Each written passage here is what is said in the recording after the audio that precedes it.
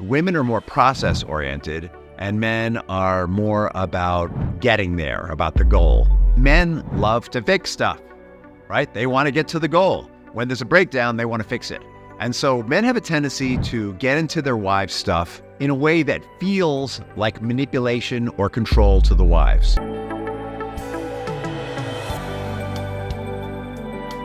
Welcome to another episode of Rich in Relationship. And today's topic is called Synergy in Sentiments, being each other's anchor and ally. And really, in this series, we've been sort of male focused because as the new role of womanhood has been emerging, men haven't been doing a great job in redefining masculinity in light of that. So this series is an effort to do that. So whether you are a man or a woman, there is juice in this for you. And last episode, just a quick reminder, we talked about leadership. What does it mean to be in the lead? What does it mean to lead as a man? What does it mean to be a lead in the lead as a woman in a partnership? And we broke it down to the way men's brains are structured and women's brains are structured. And of course, that naturally led to some generalizations. And I just want to say that there are exceptions to every rule, exceptions to every generalizations. There are even scales for a generalization. So when on this show, we say things like men tend to be very goal-oriented and women tend to be very relational or ecologically focused, get that there are scales for each of those. And there are men who are more in touch with their femininity and fall closer to the ecological-minded end of the scale. And there are women who are super strong advocates and leaders who fall closer to the leadership end of the scale. It's just, we're talking in broad generalizations here. I guess what I'm saying to you is I have no investment in maintaining stereotypes. And at the same time, it's important for us all to acknowledge that the chemical, emotional, and intellectual makeup of a male body is different and still equal to the chemical, emotional, and physical makeup of a female body. That's really what we're talking about here. Okay, so we've been all over the historical perspective of men, right? And how they've changed. You know, we've been all over how things have changed from medieval times to industrial times to the time that we're on now. So we're not going to beat that horse too much today. What I really want to focus on is in the context of this new male-female definitions and relationship that's emerging. What does it mean to be allies? In the context of a world where men now stay home and take care of the children and women are the primary bread earners, not always, but sometimes, you know, in the context of a world where the logistics of running and caring for a household and providing for a household now get cut up based on probably on the ability to earn and where people are in their sense of purpose and mission, less than what gender they are. What does it mean to be an ally?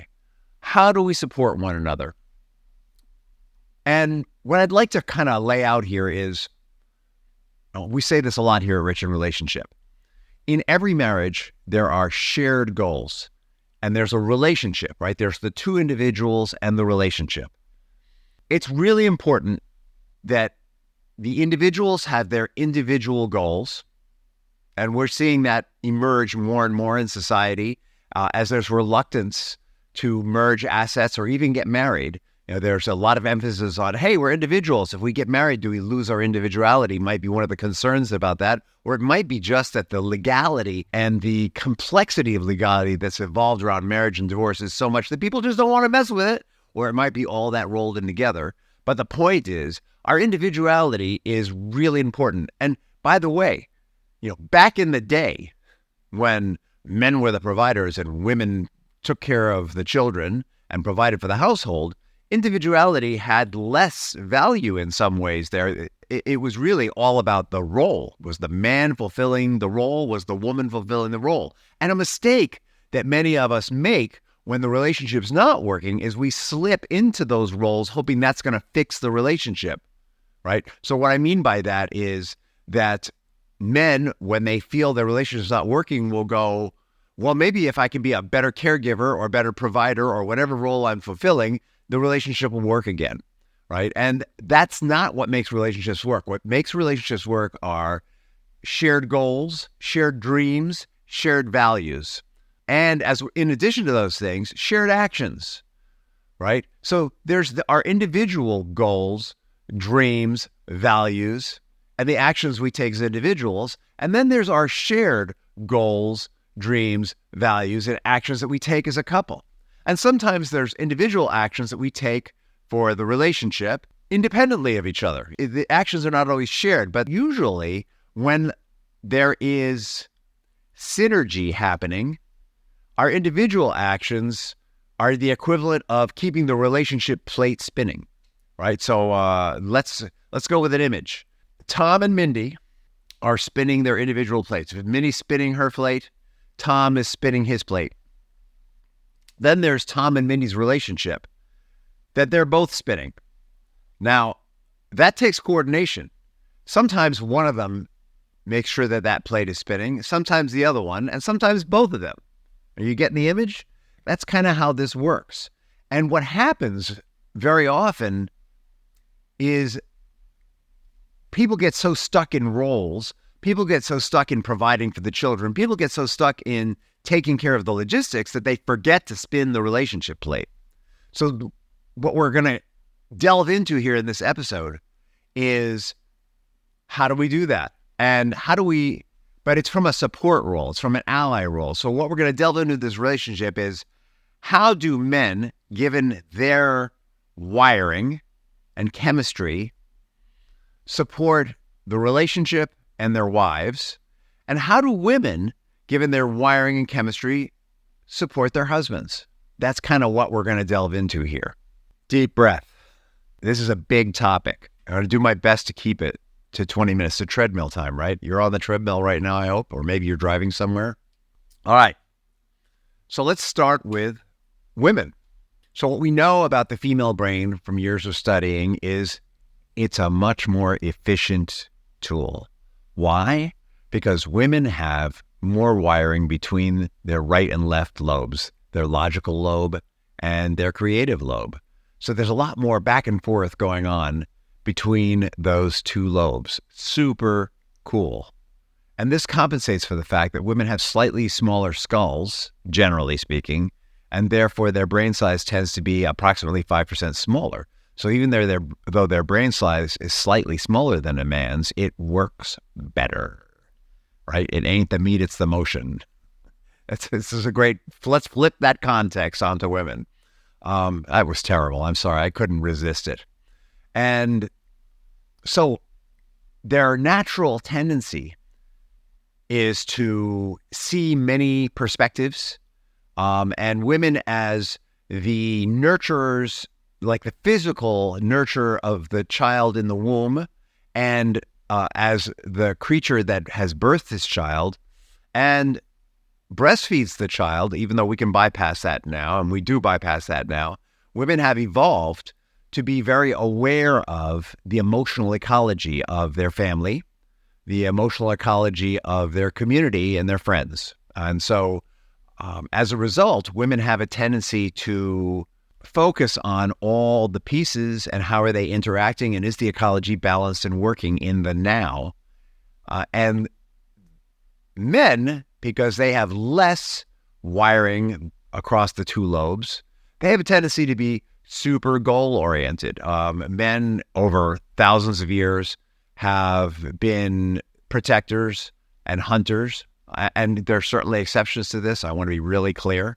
But as a general tendency, men tend to be more linear. And when they hang out in one lobe or the other, and they don't move very well between the two of them because they just don't have the wiring for it. So what that means is when a man is in creative mode, he's in creative mode, creative mode, creative mode, creative mode. When he's in logical mode, he's in logical mode, logical. And doesn't move back and forth between the two with the same ease that a woman does. And as a result, there's less of a blend of logic and creativity.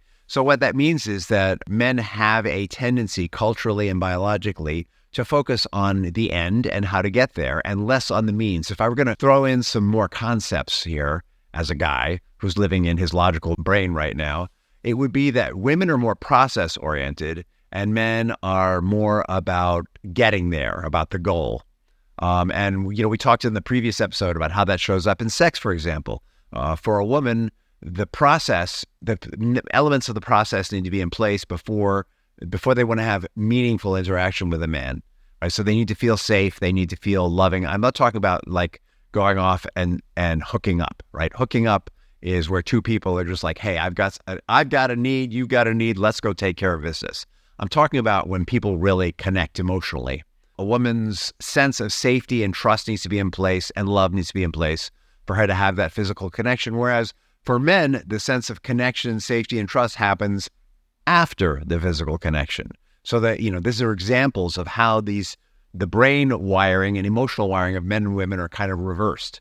Want the same things, just in a slightly different order. It's different focus. So what does that mean in terms of being allies? What that means is that I was watching this episode of Billions last night with my wife, like maybe like a kind of passe outdated show. But I was watching it anyway.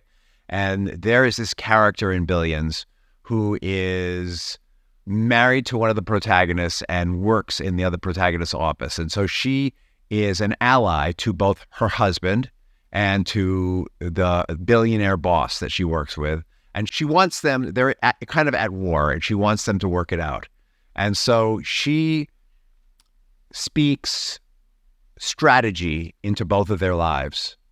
They don't embrace it emotionally. It's really interesting. She speaks to them intellectually instead of emotionally. It's kind of an example of a woman's emotional ability, but she does it in a very masculine way is the problem. So what she does is she speaks strategy into both of their lives. And the strategy is, hey, wouldn't it be better if you both settled and buried this and moved on? It would be better for all of our lives. It would be better, she pitches to her husband, it would be better for you politically and for our family. She pitches to her boss, it would be better for you emotionally and for your family. And they both buy it intellectually, but emotionally, they don't get it. So what happens is they go into a room with the settlement and the whole thing blows up. They end up going back to war. But the point is that one of a function that a woman can have as an ally is to speak strategically about the ecology. You have a goal. Let's see how we can have that goal be a win ecologically speaking. Now, what's interesting about this example that I gave you is because she doesn't help either of them with their negative emotions. In her husband's case, her husband's got an underlying fear that she is cheating on him with the guy he's attacking who she works for. And when she's talking to her boss, she doesn't talk to his underlying fear of how he's going to look publicly and what it really means to surrender. They both go in kind of loaded for bear, and one of them starts shooting and the other one starts shooting back, and the whole thing falls apart. And so there is a role here as an ally for women to explore the emotional side with men, which men are notoriously bad at. All right. And particularly vulnerability, right? Neither of these men in this episode want to be vulnerable. Neither of them are good at vulnerable. And she fails to explore, to give them permission to be vulnerable, or maybe she fails to encourage them to be vulnerable, but in some way she doesn't connect with them emotionally. And because she doesn't connect with them emotionally about this decision they're making about how to end their feud, she just gives them strategy because they haven't been vulnerable. They haven't looked at their feelings of victimization, their feelings of hurt, sadness, and fear. Instead, fall into what men naturally fall into, which is anger. Right? And so I believe that this is sort of a great example of, as an ally, wives are really powerful when they help their husbands to be in touch with these feelings of hurt, sadness, and fear in a way that doesn't feel threatening to either of them. All right? Because as we explored in the last episode, or maybe it was the episode before, when men are in touch with these feelings, that's when empathy happens. That's when connection happens. That's when love can really blossom. And so not only can women be allies by being strategical, but also by helping men connect with these emotions. All right, now let's talk about the other side of the coin, if you will. Let's talk about men. So we already talked about the brain structure of men, and we talked about how they tend to be linear and goal-oriented. And one of the big challenges for men is to take that strength and apply it as an ally without threatening their wife's sense of independence. And let me explain what I mean by that. We have this program here called The Unbreakable Husband, which is a program that's evolved over time out of my own experience and out of intense research and working with men to help men become better allies and partners and set aside toxicity. Now, toxicity in a marriage shows up in two clear ways across the board. There's more kinds of toxicity than these, but these are the two basics. One, when men are angry, they have a tendency to dump it on their wives, which is not okay. All right, because being physically bigger, it's much scarier when a man allows his raw anger to be expressed than vice versa. I'm not saying that women can't be scary. Let me tell you, I've met some mad scary women in my life, but it's just not the same. Instinctively, on an unconscious level, the reactions are different. I'm talking about grown men and grown women in general. There are exceptions. I want you to know, I've worked with men who were being physically abused by their wives and had a fear of their wives that's similar to what I'm talking about as a woman's reaction to when a man gets angry. And so I'm just telling you, there are exceptions. But as a general rule, because men are physically bigger and because culturally men have been the fighters and the defenders, and all their wiring is to listen for anything that's a threat to the family, and all of a woman's wiring tends to be about what's an emotional threat to the family or an emotional need that needs to be met. When men get angry, it's scarier. Got it? The second quality, regardless of how scary the man is or is not, is that men love to fix stuff, right? They want to get to the goal. When there's a breakdown, they want to fix it. And so men have a tendency to get into their wives' stuff, helping them. I'm putting up quotation marks for those of you who are listening on the podcast and not watching it. They have a tendency to get in their wives' stuff, helping them in a way that feels like manipulation or control to the wives. And see, the bottom line is that women don't, when they have a problem, they don't really want to map out the next steps right away. All right. They want to have their emotions validated, and they want to map out the ecology and make sure they understand it. And when they have a clear idea of where they're going, or when they return to their clear idea of where they're going after they've done those two things, whichever it is, they're looking for something that we don't talk about in society much. What they're looking for from their man is they're looking for validation and confidence and faith. And so what they're looking for from their man is, once the feelings are validated, I hear what you're saying. Yeah, it sounds like you're feeling this. Wow, that must be really tough. When it comes to next steps, what they're looking for is their husband to say, you know what? I know you can do this. I know you can do this because you did it in 1983. You did it in 2015. You did it in 2021. I know you have this strength in you, and this situation is just like those. You're going to kill it. I have so much confidence in you. I'll support you in any way I can. They're looking for that. They're not looking for, remember what you did in 1980, 2005, and 2021? You did this, this, and this. You should do this and this and this now. That's where men tend to go. They're not looking for that.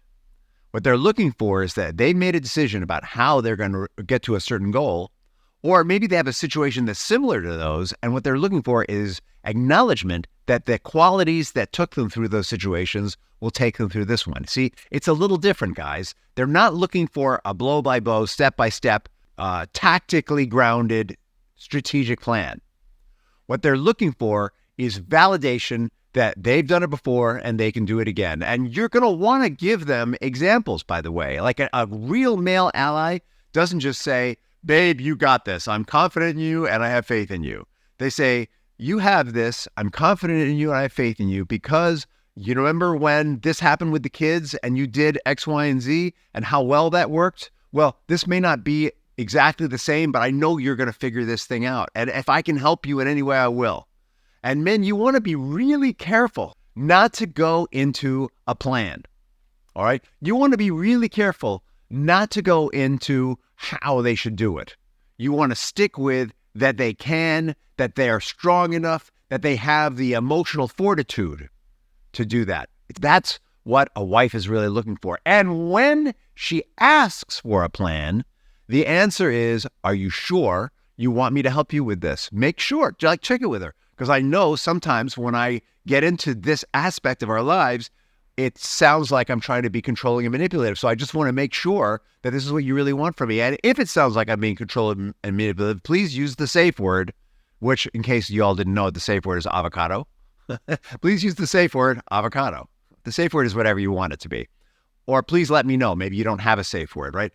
This is how men can be allies. And we can do this. We can be allies individually, right? In our individual lives, right? That's by taking those strengths. Now, how do we take those? Wow, I told you this is a big topic and I was going to go long with it. So I'm sorry. I'm a little over 20 minutes. I'm going to go just a little longer and I'm going to wrap this up.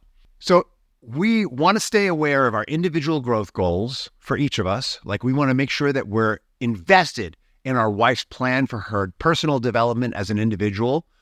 And wives, if you're listening to this, you want to be invested in your man's personal development in his life. And we also want to be supporting each other in our shared goal, our shared values about the family.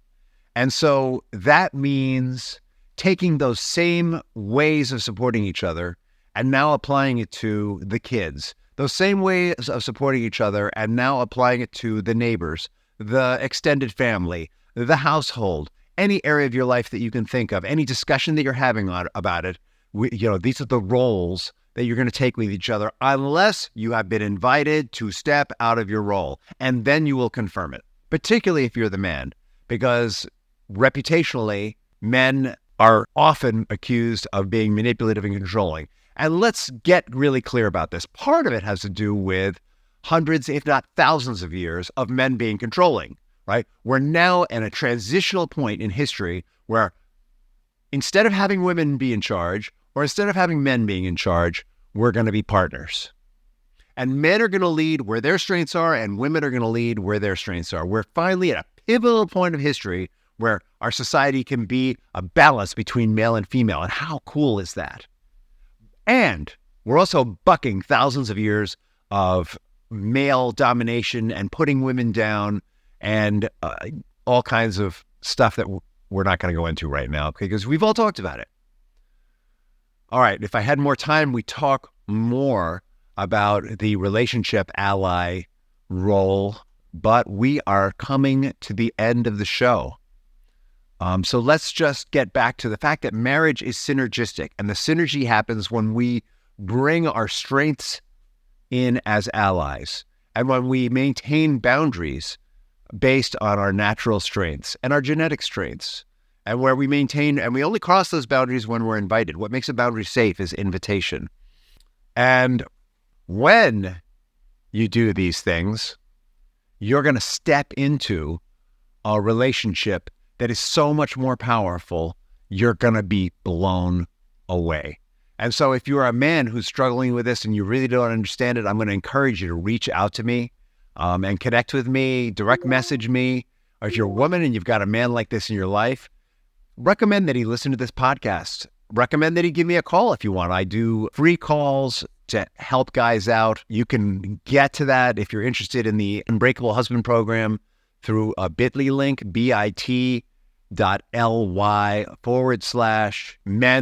marriage. That's a capital M, all lowercase, men's marriage.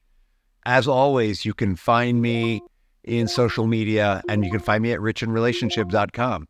So next episode is going to be all about how we deal with those external influences, friends, work, and society, the way they impact the marriage, and how do we handle them. And we've kind of touched on it a little bit here in how we support each other. I look forward to seeing you at the next episode of Rich in Relationship.